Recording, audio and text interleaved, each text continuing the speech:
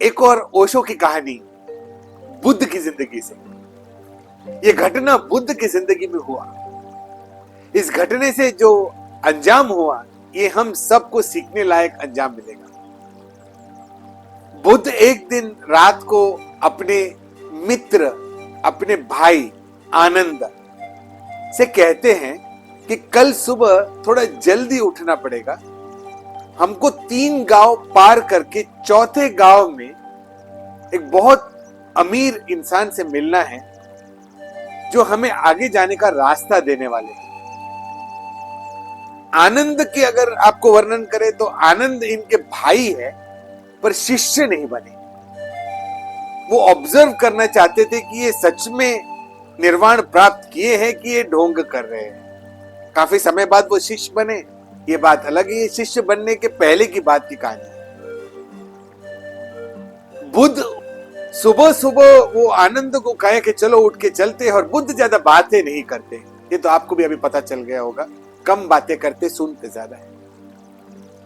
सुबह पहले गांव में जैसे ही वो एंटर किए, सूर्य उदय हो रहा है, और पहले गांव में एंटर करते से बुद्ध ने कहा, आनंद यहाँ पे 1 मिनट रुक जाओ, वहां पे एक बड़ा घर दिख रहा है, वहां पे जाके भिक्षा मांग लेता हूं।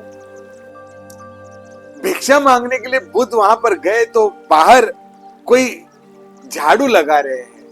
जरूर वो नौकरानी नहीं दिख रहे, वो वहां के महारानी लग रहे हैं, कोई बड़े रईस के पत्नी लग रहे हैं। और ये पत्नी के पास वो पहुंचे और कहा कि क्या कोई भिक्षा में कुछ दे सकते हैं, कल का कुछ बचा है। वो औरत इनको देखते रह गई और क्रोधित होके वो झाड़ू नीचे फेंक दी।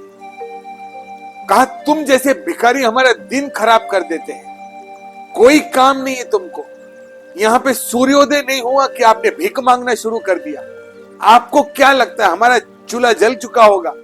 ऐसा और वैसा और अनाप शनाप बहुत कुछ सुना है। कम से कम 15 मिनट नॉन स्टॉप बुद्ध को उन्होंने गाली और गलौज की। आनंद ये सब पीछे से देख रहा है। आनंद कह रहा है कि मुझे ऐसा लगता है कि मैं जाके उस औरत को बता ही दूं कि तुम किसको गालियां दे रहे हो। साक्षात जिसने निर्वाण प्राप्त किया है, ऐसे भगवान को तुम गालियां दे रहे हो।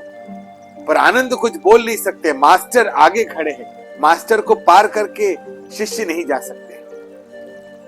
तो आनंद ने चुप रहना डिसाइड किया। बुद्ध ने वहां पे उनको नमस्ते करा और आगे चलने लगे। आगे चलते चलते आनंद बड़ा चिढ़ा हुआ है। वो गुस्से में कि तुम उसे क्यों नहीं बताया कि तुम कौन हो। पर इन दोनों के बीच में बातें नहीं हो रही। आनंद गुस्से में पीछे पीछे चल रहा है, बुद्ध शांति में आगे आगे चल रहा है। पहला गांव पार कर दिया है, वहां पर कोई ज्यादा दिखे नहीं। दूसरे गांव को जब वो पहुंचे, करीबन दोपहर हो चुका है। दोपहर के समय पर जैसे उन्होंने गांव में एंटर करी, वहां पे माउंटेन के टॉप पर एक बंदे ने देख लिया। वो अपने जानवरों को लेके वहां पे चारा खिला रहा था। उन्होंने देख लिया कि अरे बाप रे, बुद्ध आए हैं। वो अपने जानवरों को छोड़कर गांव में सभी लोगों को जाके कहा कि बुद्ध अपने गांव से गुजर रहा है, बुद्ध अपने गांव से गुजर रहा है, आओ हम सब मिलकर बुद्ध के आशीर्वाद लेते हैं। और सारे लोग भीड़ इकट्ठा करके गांव में वेट कर रहे हैं। बुद्ध ने एंट्री करी और भीड़। बुद्ध ने कहा, ये क्या? तो एक बंदे ने कहा कि हमने आपको दूर से देख लिया था, हम सारे लोग आपके आशीर्वाद लेना चाहते हैं, आप यहाँ पे खाना खा के जाइएगा, हमारे गांव को धन्य कर दीजिए। बुद्ध ने कहा, प्लीज ऐसे मत कीजिए, कुछ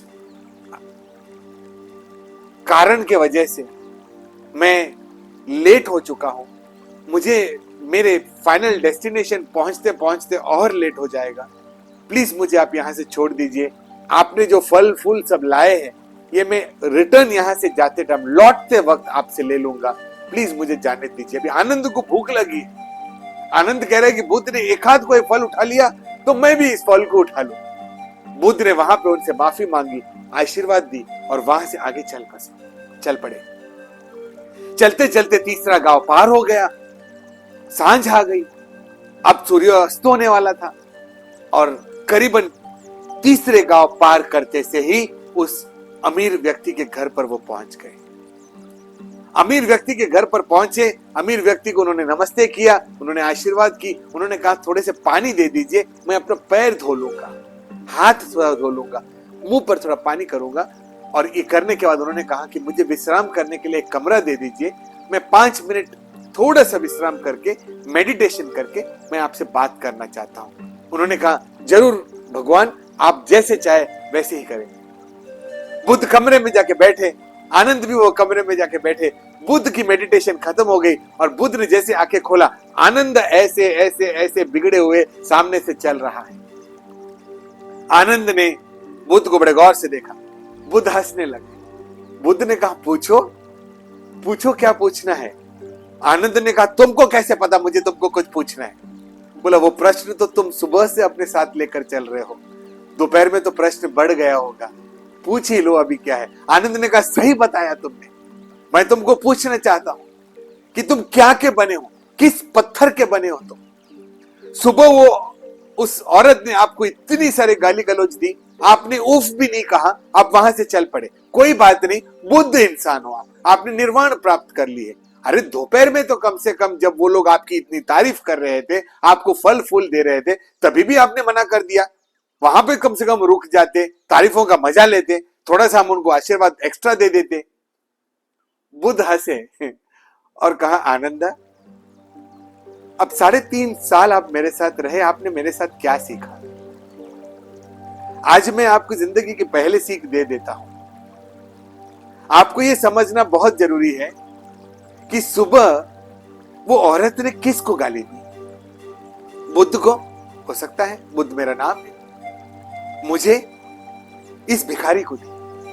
उन्होंने देखा कि एक भिखारी उनके द्वार पर है, 6 फुट 2 इंच के एक भिखारी को देख के उन्होंने कहा कि ये भिखारी को मैं गाली दूंगी, क्या मैं भिखारी हूं आनंद। आनंद ने कहा नहीं, बिल्कुल नहीं। थोड़े और जब हम आगे आए तो थोड़े आगे आने पे कुछ लोगों ने मुझे देख लिया, उनके दिमाग में बैठा हुआ एक आकार है, 6 फुट 2 इंच का, बाल बड़े बड़े, एक बुद्ध जैसे एक इंसान। उनकी नजर में ये बुद्ध है, ये भगवान है। तो इसीलिए उस भगवान के, उस शरीर की पूजा करने के लिए वो आए। पर क्या मैं ये शरीर हूं, ये 6 फुट 2 इंच का शरीर केवल मैं हूं। आनंद ने कहा नहीं। तो वो कह रहे हैं कि जिंदगी में आपको समझना है कि मैं परम चित्त एक आत्मा हूं।